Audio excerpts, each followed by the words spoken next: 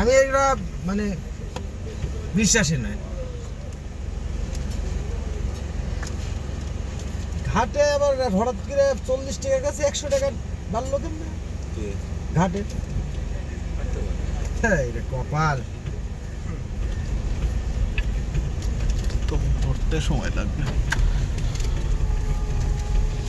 গাড়ি তো তেমন দেখি না, ছোটটা হলে তাও তো। ছোটটা হলে তো ভালো হতো, তো সবই প্রাইভেট কার। বড় গাড়ি তো দেখি না। বড় গাড়ি কি আসে? আসে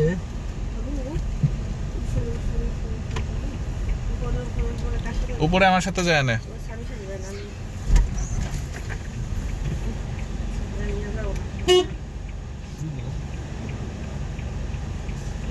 যাবা